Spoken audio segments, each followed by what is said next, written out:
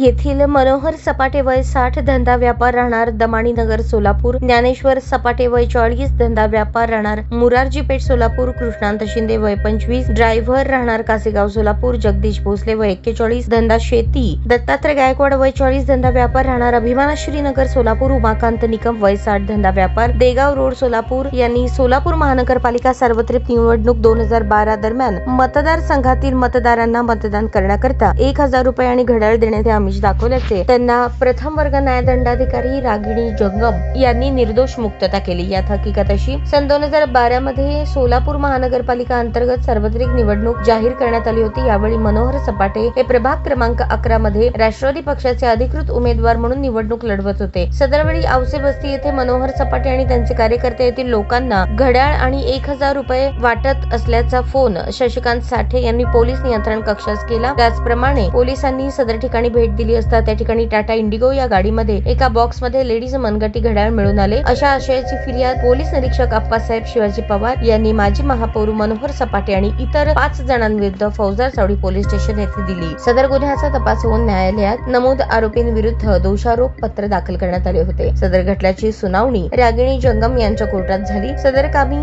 सरकार पक्षातर्फे एकूण 7 साक्षीदार तपासण्यात आले। आरोपींतर्फे ॲडव्होकेट प्रशांत नवगिरे, ॲडव्होकेट सागर पवार यांनी हजर होऊन आरोपींची बाजू मांडली आणि साक्षीदारांच्या साक्षीतील विसंगती मेहरबान कोर्टाच्या निदर्शनास आणून दिली। असा युक्तिवाद करण्यात आला की राजकीय विरोधकांनी खोटा गुन्हा दाखल केला। गुन्ह्याकामी जप्त घड्याळे आणि वाहन यांचा आरोपींशी काहीही संबंध नाही। सरकार पक्षाने खटला पुराव्यानिशी साबित केला नाही। सदर युक्तिवाद ऐकून आणि ग्राह्य धरून सबळ पुराव्या अभावी नमूद आरोपींची न्यायालयाने निर्दोष मुक्तता केली। यात आरोपींतर्फे ॲडव्होकेट प्रशांत नवगिरे, ॲडव्होकेट सागर पवार, ॲडव्होकेट श्रीपाद देशक, ॲडव्होकेट सिद्धाराम पाटील यांनी काम पाहिले।